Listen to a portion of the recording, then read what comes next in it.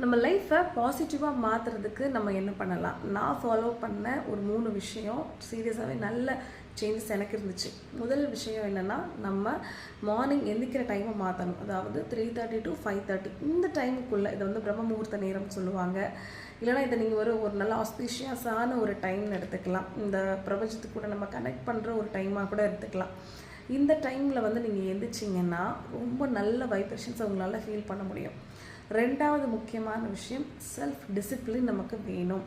எப்பயுமே நம்ம சுற்றி கொஞ்சம் க்ளீனாக வச்சுக்கிட்டிங்கனாலே நிறையா ஒரு பேட் வைப்ரேஷனோ, கோவம் வர்றது, இரிட்டேட் ஆகிறது, சோம்பேறித்தனம் ஆகிறது, இது எதுவுமே வராது. மூணாவது முக்கியமான விஷயம், அடுத்தவங்களை பற்றி நம்ம பேசவே கூடாது. அடுத்தவங்களை பற்றி நம்ம திங்க் பண்ணக்கூடாது. நமக்கு என்ன தேவைகள் இருக்கோ அதை மட்டும் யோசிச்சிங்கனாலே கண்டிப்பாக நம்ம பாசிட்டிவான ஒரு வேலை போயிட்டுருக்கோன்னு அர்த்தம். ஃபாலோ பண்ணுங்கள்.